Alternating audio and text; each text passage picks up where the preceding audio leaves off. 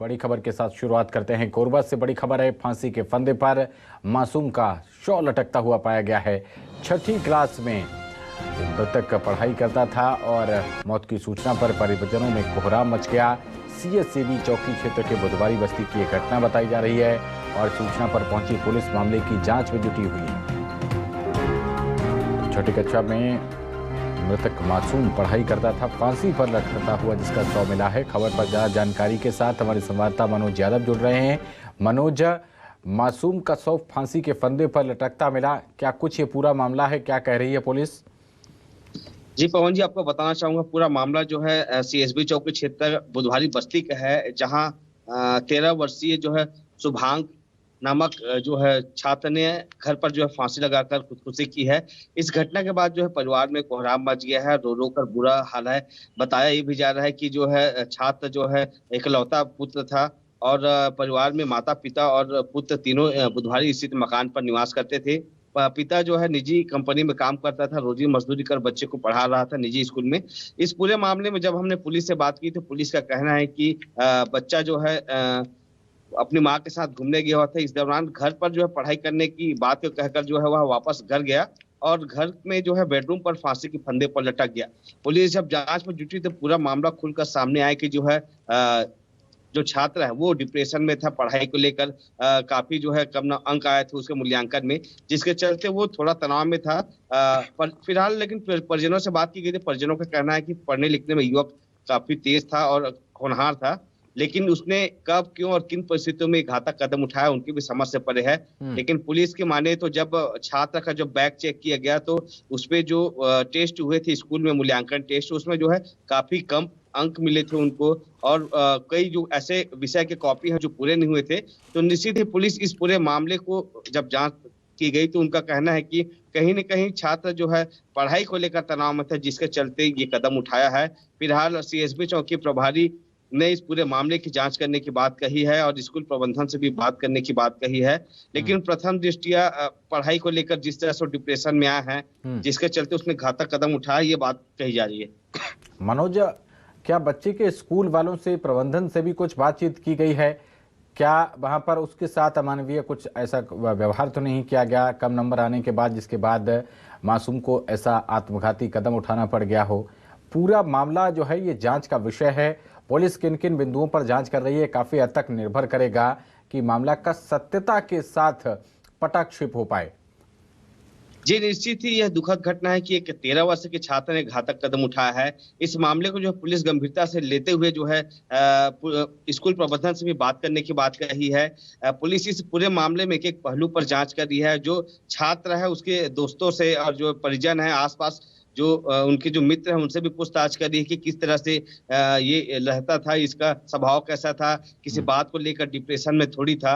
लेकिन आसपास पूछने पर पता चला कि ये अपनी जो परेशानी किसी से शेयर नहीं किया था। फिलहाल पुलिस अभी इस मामले में प्रथम दृष्टया इसी बात को लेकर चल रही है कि कहीं ना कहीं ये पढ़ाई को लेकर परेशान था, क्योंकि इसके जो भी कॉपी है वो अब तक पूरे नहीं हुए हैं और कॉपी को भी पुलिस ने जब्त किया है। उसको जो स्कूल बैग में जो कॉपी रखी हुई थी उसे भी चौकी लाकर सारे पहलुओं पर जांच की जा रही है। इस संबंध में पुलिस ने जो है बने रहिए आप हमारे साथ। और इसी बीच हमारे साथ मनोवैज्ञानिक डॉक्टर वर्षा वरवंडकर जुड़ रही हैं। वर्षा जी, बहुत स्वागत है आपका न्यूज़ 24 मध्य प्रदेश छत्तीसगढ़ पर।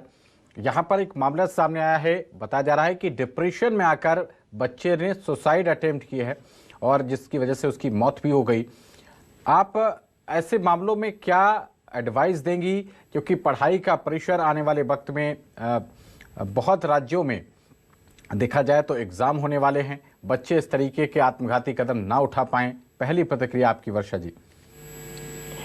देखिए, सबसे पहले तो मैं ये बताना चाहूंगी कि बिना तथ्यों को जाने इस पर्टिकुलर इस केस के बारे में तो बोलना मेरे लिए मतलब अभी ठीक नहीं होगा। पर अगर हम ये जो परीक्षाओं का मौसम देख रहे हैं और एक भारतीय परिवारों की जो मानसिकता जो रहती है कि हम बच्चे का मूल्यांकन उसकी क्लास में प्राप्त अंकों के द्वारा करते हैं, तो ये सबसे पहले मैं सारे माता पिता और शिक्षकों को ये बताना चाहती हूँ कि हर बच्चे की प्रवृत्ति अलग होती है, हर बच्चे की इंटेलिजेंस अलग होती है। कोई संगीत में अच्छा होता है, कोई खेल में अच्छा होता है, कोई पढ़ाई लिखाई में अच्छा होता है। तो आप बच्चे की मौलिक प्रतिभा को निखारने का मौका दीजिए और अंकों की अपेक्षा आप उसके स्किल्स पे काम करिए, क्योंकि आने वाली जो नई शिक्षा नीति आ रही है उसमें हमको अंकों से ज्यादा हम क्लास 6वीं से बच्चों की स्किल्स पे काम कर रहे हैं कि बच्चों को अपनी क्षमताओं को बढ़ाना होगी, बच्चों को अपने कौशल को बढ़ाना होगा। तो किसी भी बच्चे का पैमाना, बच्चे को आंक का पैमाना उसके स्कूल के अंक मत बनाइए, और अगर बच्चा कमजोर है तो उसको ताने देने की अपेक्षा उसके सहयोगी बनिए और यह जानने की कोशिश करिए कि क्या कारण है, क्या घर का ऐसा माहौल है कि बच्चा वहाँ नहीं पढ़ पा रहा है, या वो जिस स्कूल के बोर्ड में जा रहा है वहाँ पे उसको चीजों को कवर अप नहीं कर पा रहा है, या पढ़ाई के अलावा और भी बहुत सारी बातें हैं जो इंटरनेट के कारण, सोशल मीडिया के कारण बच्चे के मन में तनाव का कारण बनती। तो हर माता पिता और टीचर को काउंसलर की भूमिका निभानी होगी, तभी जाकर हम ये जो बच्चों में आत्मघाती प्रवृत्ति की तरफ कदम बढ़ रहा है उसको हम रोक सकते हैं। बिल्कुल डॉक्टर वर्षा जी, और जो स्टूडेंट्स हैं उनके लिए क्या आपका मैसेज रहेगा, क्योंकि प्रथम दृष्टया इस मामले में पुलिस जो कह रही है वो बच्चे के बैग से आंसर शीट और वो उसका जो रिपोर्ट कार्ड है वो मिला है जिसमें उसके बहुत कम अंक आए थे, और प्रथम दृष्टया यही माना जा रहा है कि उसी से डिप्रेशन में आकर यह आत्मघाती कदम इस बच्चे ने उठा लिया।